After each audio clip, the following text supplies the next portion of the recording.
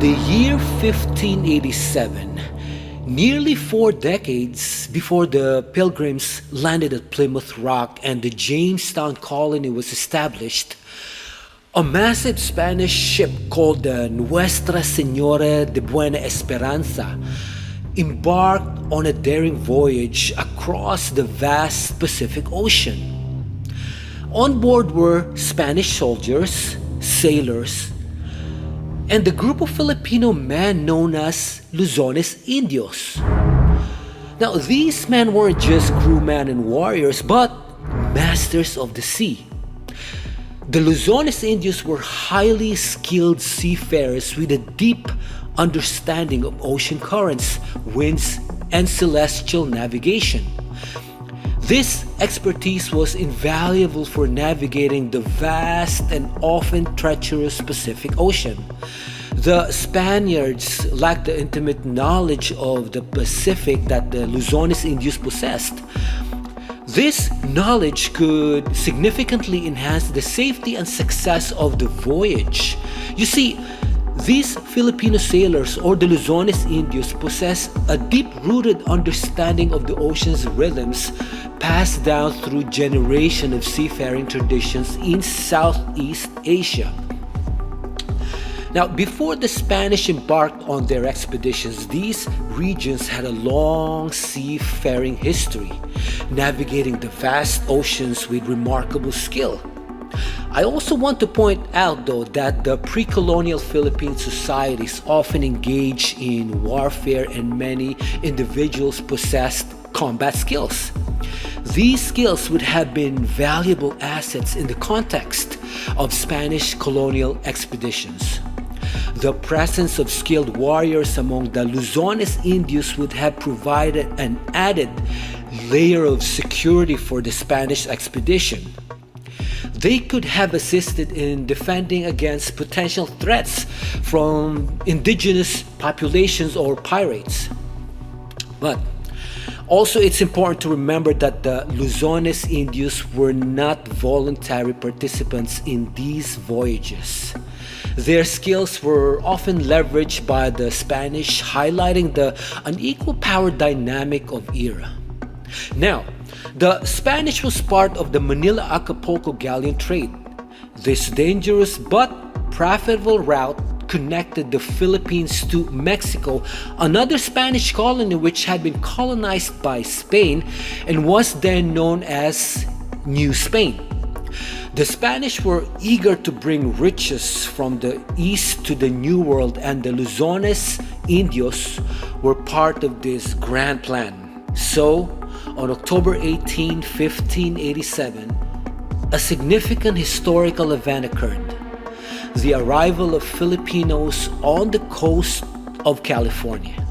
Led by Captain Pedro de Unamuno, the Spanish galleon Nuestra Señora de Buena Esperanza, sailing from the Philippines, dropped anchor near Morro Bay.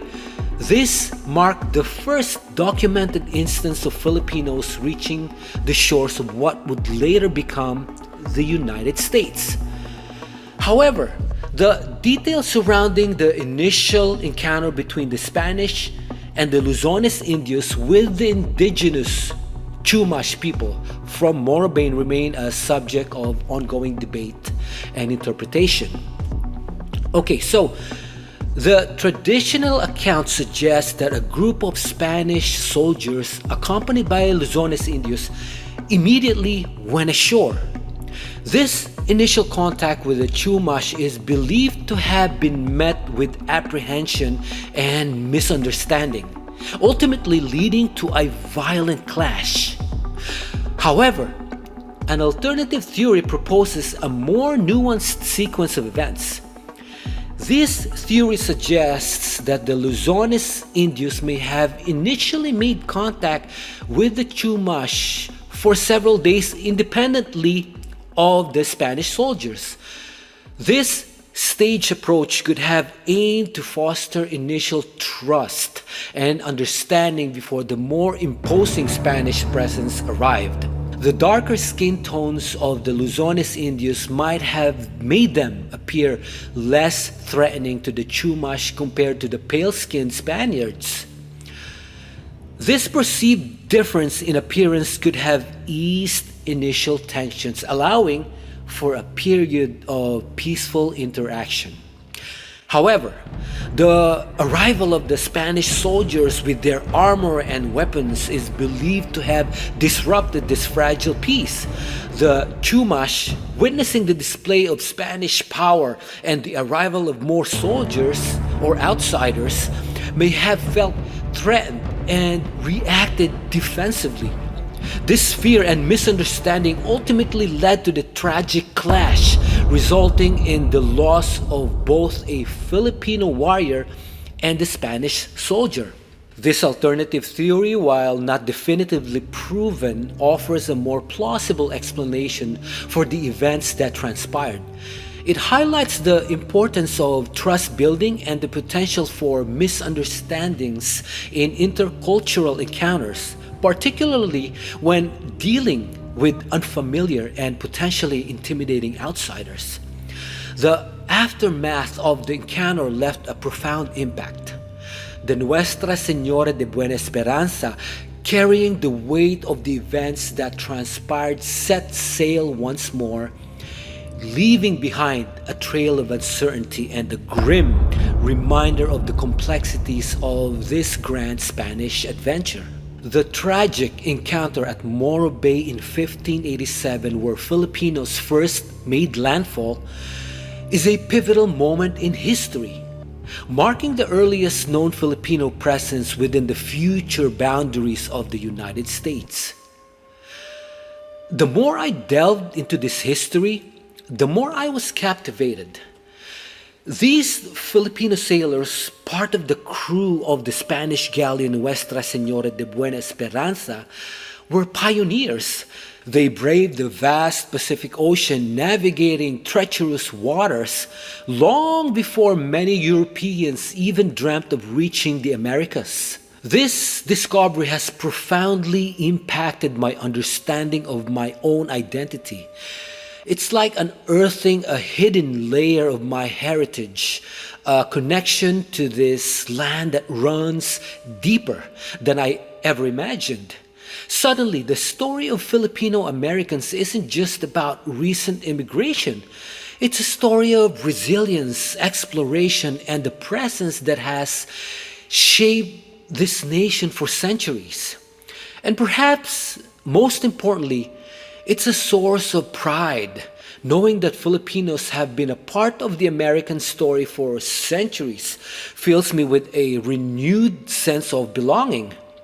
It's a reminder that my journey and the journey of Filipino Americans across the nation is deeply intertwined with the very fabric of this country.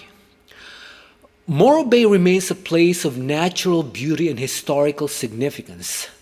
The majestic Morro Rock, a volcanic plug that dominates the landscape, serves as a constant reminder of this pivotal event. In 1995, the Filipino American National Historical Society California Central Coast Chapter dedicated a plaque at Morro Bay to commemorate the 408th anniversary of the first documented landing of Filipinos in the continental United States.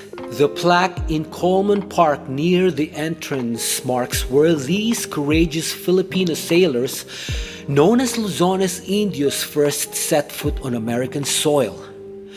This significant event not only solidified Morro Bay's place in history but also played a crucial role in the designation of October as Filipino American History Month in 2009. I encourage you to visit Morro Bay to see the plaque commemorating this significant event and learn more about our nation's rich and diverse history. Thank you for watching. I hope you found this story as fascinating as I did.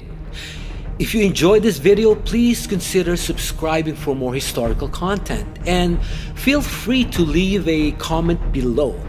I'd love to hear your thoughts. Don't forget to share this video with anyone who might be interested. Bye for now.